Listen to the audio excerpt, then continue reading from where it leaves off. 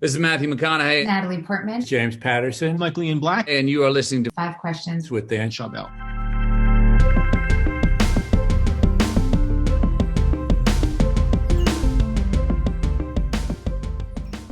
Ben, welcome to Five Questions.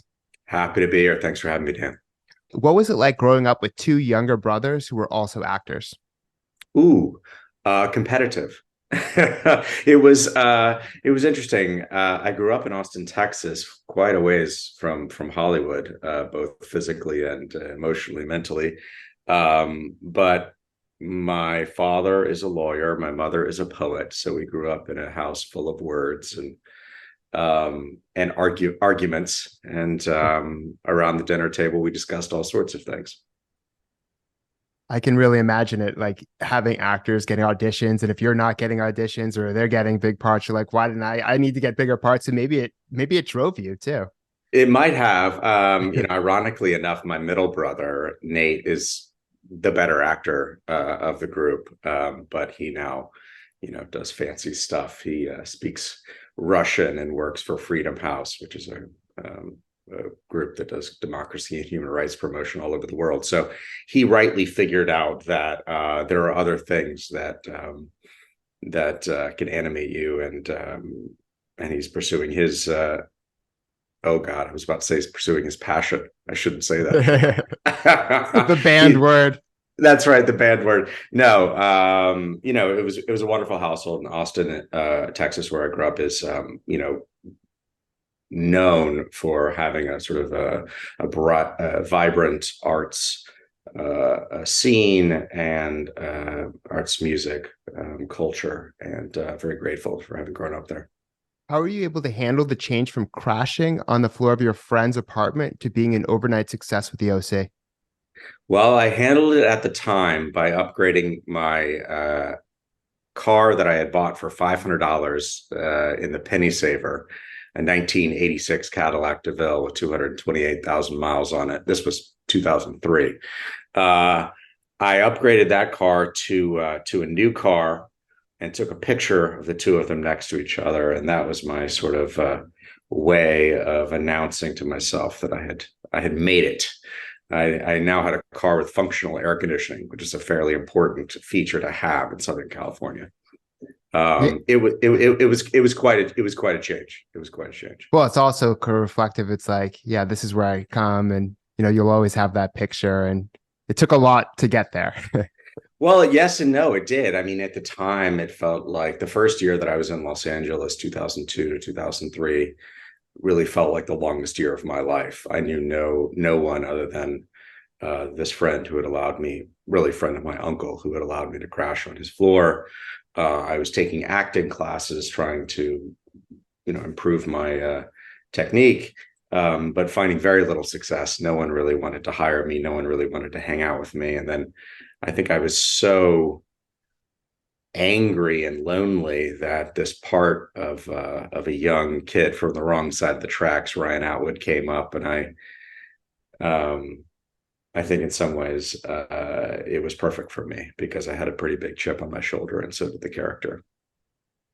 I find that a lot of successful people at some point, especially when they're younger, have a chip on their shoulder. Yeah, I actually, I used to think this a little bit more than I do, but I do think there is some significant value in being underestimated and knowing that you're being underestimated, feeling like you have to prove yourself. I would say, though, caveat that once you've then made it a little way, don't hold on to that feeling for too long. That's my advice to others based on my having not followed it, holding on to it for too long. Once you've sort of proven yourself, a few times, you can perhaps ease off the gas a little bit. It'll make your life a little more pleasant. Why did you shift your focus from acting to being an author and critic of cryptocurrency? Boredom. It was COVID.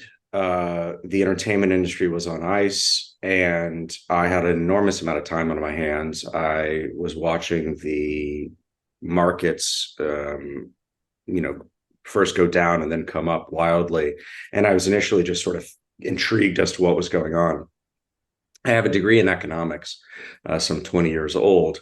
So I dusted that off and I started to just try to understand where we were. And it felt relatively quickly that we were in a bubble, born of easy money times, that had first started in response to the subprime crisis in 2008 and were initially intended as a temporary measure, but for political and economic reasons the easy money had never really gone away.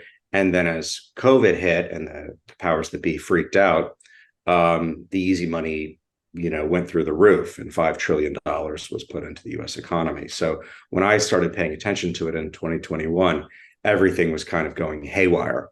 Not just the markets, but of course, this was the era of meme stocks and cryptocurrency and NFTs. And at the same time that I started paying attention to the markets, a friend of mine came to me and said I should buy some Bitcoin. And my friend Dave has been a friend for a very long time, but he had previously given me terrible financial advice and encouraged me to invest in a company that had supposedly produced synthetic blood. And we were going to make a fortune. And this was when I was in my 20s. And I had invested some money, promptly lost most of that money, as did he. And so when Dave came back to me some 20 years later, 15 years later, I was intrigued, but perhaps not for the reasons that he intended. And so I went down a rabbit hole that started really just with the word currency.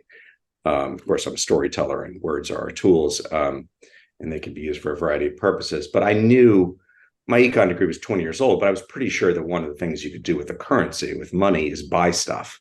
And that's not what people were using crypto for. They were trading it and trying to make more money off of it. But that's an investment, not a currency. So it actually started with that word. And then it quickly, I don't know if it's escalated or devolved from there. I went down a rabbit hole and ended up on the other side thinking, this feels like, at best, a speculative bubble, and at worst, a speculative bubble predicated on fraud. And if it is the latter, that's potentially the largest Ponzi scheme in history. And it felt like I needed to do something about it. So I reached out to a journalist and pitched him on writing a book. And we spent the last 2 years researching and investigating the industry. Were they like, well, but you're the OC guy. Why do you care about this? Yeah, no, absolutely. Well, that was the general reaction of everyone, including, my wife, my we parents. think of you as this, so you're becoming this. What's going on here, right? Yeah, absolutely. And in many ways, it was such a wonderful education on, like I was saying before, on being underestimated. Yeah. It actually had an enormous value. I think I got access to all sorts of people that probably shouldn't have been talking to me, such as Sam Bankman-Fried, such as this other guy named Alex Mashensky, who's also indicted for fraud, and a variety of colorful crypto characters. I think I got access to them in part because, I'm just a guy on TV. What can I possibly know? Yeah. So it's one thing enabled you to be able to do a better job at the other thing. I think so. It's certainly... Well, it not only perhaps opened doors that wouldn't have been opened, but it also fueled me. I was fueled, the chip on the shoulder was still there to some degree. I really wanted to, I had just a feeling. I just had a feeling. It started with a feeling that this was not right, and that somehow, for some reason, I was seeing it from a different angle than the majority of the public, or even the majority of financial journalists. And I joke, but I do think it's somewhat true. The book's about crypto, but it's really about money and lying. And I know about money from econ and making a little bit of it in Hollywood, but I know about lying because I'm an actor and I do it for a living. Well, and from not having any money back in the day. Right, absolutely. And so I kind of understand, I think, some tells for when people are not being truthful with you, when they're trying to manipulate you, when they're trying to provoke an emotional response, which is, of course, what Hollywood / marketing is, so much of it is predicated on, is just trying to get you to kind of take something that might otherwise be kind of boring. I mean, crypto is just lines of computer code sitting on ledgers called blockchains. But if you can make people feel like it is the future of everything, and everyone's going to get rich, and it's also a way of fighting the man, then you can suck in a lot of people. And sure enough, that's what happened. So 40 to 50 million Americans bought cryptocurrency. And building on the last question, what should people take away from reading your book, especially in today's economy? I think people should take away the fact that this entire experience, the last 15 years from 2008 to 2023, um,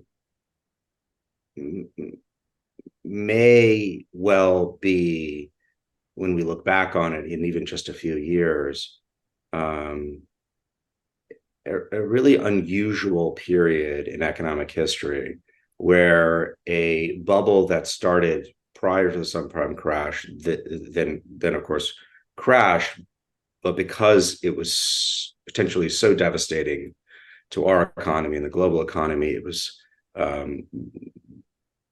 we bailed the system out. We sort of ended up reinflating it and inflating it even bigger in reaction to COVID.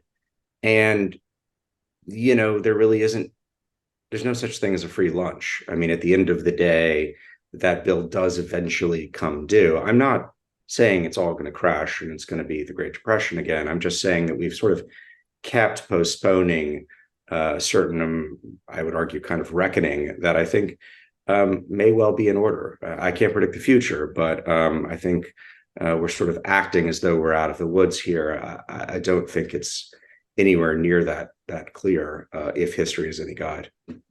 Absolutely. I think that's a really good summary. And obviously the future is unknown, but it was such a bubble and now we're still feeling it, and we'll probably continue to feel it for some time until maybe there's more corrections. But I think that's a really good analysis, especially leveraging your economics background to kind of view it from your perspective. And what's your best piece of career advice? Well, don't allow others to define you. You are who you are. You are not the things you do. You are not the results of the things you do. You are you. And there is no one else like you. As cliche as it may sound, you are unique. You are a unique snowflake. And so